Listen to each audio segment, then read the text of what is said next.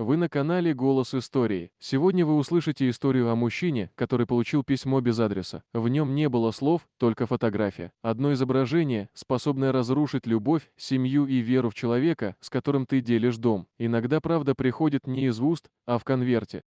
Это утро ничем не отличалось от сотен других. Он проснулся от запаха кофе, доносившегося с кухни. Жена, как всегда, уже была на ногах, аккуратная, собранная, улыбчивая. Они завтракали в тишине, привычно, спокойно. Ничто не предвещало беды. Он вышел на лестничную площадку, собираясь на работу, и заметил конверт в почтовом ящике. Без марки, без обратного адреса. Просто его имя, аккуратным женским почерком. Рука сама потянулась достать. Бумага была плотная, чуть влажная, как будто недавно побывала под дождем. Внутри одно фото. Он замер. На снимке была его жена. Смеется, слегка приподняв подбородок, глаза сверкают. И рядом с ней мужчина. Он держит ее за руку, а она не отстраняется. Это не случайный кадр, не рабочая встреча, слишком близко, слишком интимно. Он долго не мог отвести взгляд. Сердце будто остановилось. Он знал это место, скамейка у старого фонтана, в 3 кварталах от их дома. Они когда-то там гуляли, держась за руки, когда только начали встречаться. Теперь там стояла она, но не с ним. Он попытался убедить себя, что это ошибка. Что может похоже? Может, совпадение. Но не мог не узнать собственную жену, осанку, жест, ее улыбку. Даже кольцо на пальце — его подарок. Фотография пахла свежей краской, как будто напечатана недавно. На обратной стороне — ничего. Ни подписи, ни даты, ни слов. Только пустота. Он сложил фото обратно, убрал в карман и пошел на работу. Но дорога тянулась бесконечно. Каждый шаг отзывался тяжестью в груди. Перед глазами стояло одно и то же — ее взгляд, направленный не на него. Весь день прошел в тумане. Он почти не помнил, что делал. Возвращаясь домой, ловил себя на мысли, что не знает, как теперь смотреть ей в глаза. Она встретила его как обычно, тепло, привычно. Рассказывала, как прошел день, что купила в магазине. А он слушал и не слышал. Каждое слово звучало иначе, как будто ложь проникла даже в ее интонации. Ночью, лежа рядом, он слушал ее дыхание и смотрел в потолок. В груди жгло. Фотография лежала в ящике стола, но ему казалось, будто она прямо перед глазами. И впервые за все время брака он не был уверен, кого обнимает во сне.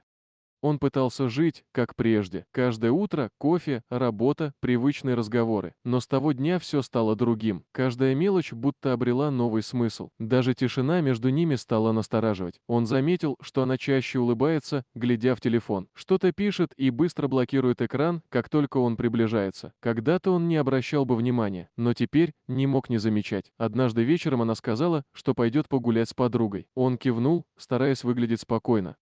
Ждал.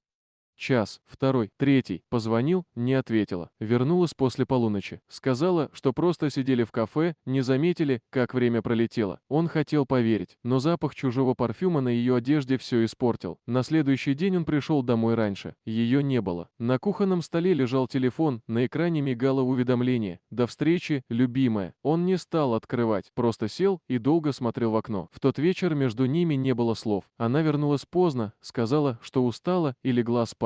Он смотрел, как она переворачивается на бок, отворачиваясь от него, и чувствовал, что-то уходит. Нечто невидимое, но важное, как воздух. На работе он стал рассеянным. Смотрел в экран, не видя цифр и писем. Коллеги спрашивали, все ли в порядке. Он кивал. Но внутри все крошилось. В воскресенье он решил проверить. Не ради мести, ради спокойствия. Он пошел тем же маршрутом, где, по фото, стояла она с тем мужчиной. Фонтан, лавочка, дерево с резными сердцами. И там, на скамейке, под снегом, он увидел уголок бумаги. Поднял.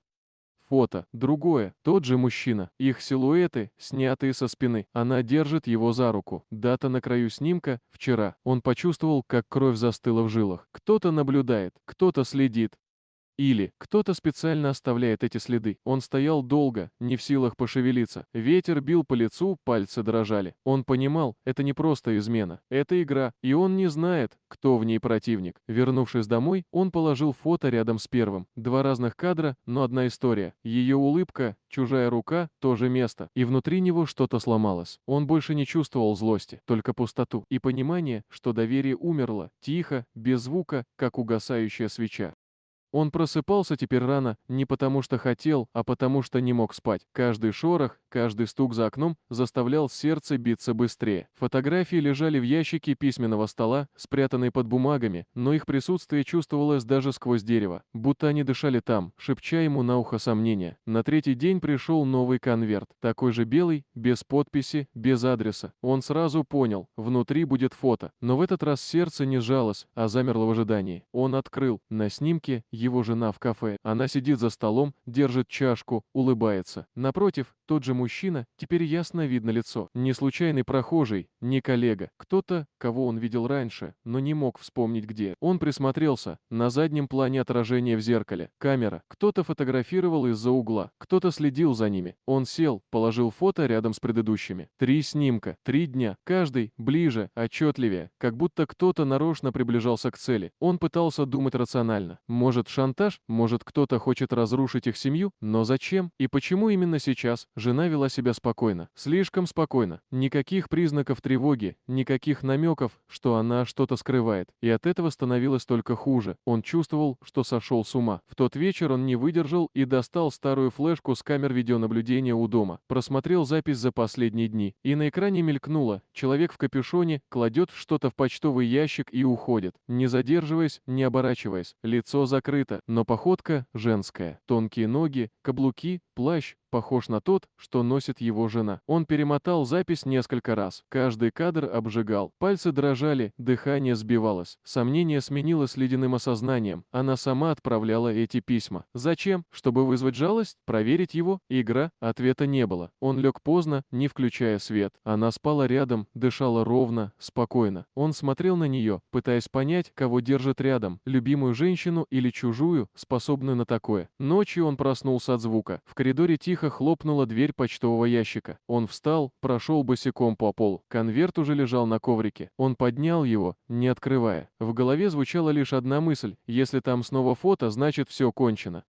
Он стоял у двери, сжимая новый конверт. Пальцы были ледяными, будто держали не бумагу, а что-то живое, пульсирующее, полное яда. Ни сил, ни желания откладывать больше не было. Он медленно вскрыл край ножом, достал фото и замер. На снимке была она, у входа в их дом. Сумка на плече, в руках тот самый конверт. Выражение лица сосредоточенное, тревожное. А за ней тень. Он увеличил изображение себя. Он стоял в окне и смотрел вниз. Фотография сделана снаружи, в тот самый момент, когда она бросала письмо в ящик. Его собственный силуэт — немой свидетель. Он не понимал. Она — отправитель. Он — получатель. Но кто снимал их обоих? На спине пронеслась дрожь. Все вдруг потеряло смысл. Каждое ее слово, каждый жест, вся жизнь. Она знала, что он получит эти фото. Хотела, чтобы он их увидел. Но зачем? Он дождался вечера. Ждал, пока она вернется. Она вошла, как всегда, тихо, спокойно, будто ничего не случилось. Он положил перед ней все конверты, один за другим, белые, аккуратные, пугающие одинаковые. Она не спросила, откуда он их взял, не притворялась, просто посмотрела и опустила взгляд. «Ты сама», — сказал он глухо. «Зачем?» Она молчала долго, потом тихо ответила: «Хотела, чтобы ты заметил. Хотела, чтобы ты понял, что нам больше некуда идти». «Что значит понял?» — прошептал он. Она подняла глаза. В них не было вины, только усталость. «Это все давно закончилось. Просто ты не хотел видеть». Он почувствовал, как будто из груди вырвали воздух. Слова обрушивались, как камни. Она больше не оправдывалась, не просила прощения. Просто признала то, что уже давно было правдой. Он не случайный. Я пыталась уйти тихо, но ты не услышал. Он не ответил. Ни крика, ни боли, только холод. Холод, который заполнял все внутри. Она собрала вещи молча. Не плакала, не прощалась. Только у двери обернулась. «Письма были нужны, чтобы ты наконец посмотрел на меня». И ушла. Дверь закрылась мягко, без звука, как в кино, где титры начинают идти еще до последней сцены. Он остался стоять в пустой комнате. На столе лежали конверты. Белые, без адреса, без слов. Теперь бессмысленные. Потому что все, что нужно было сказать, уже было сказано молчанием.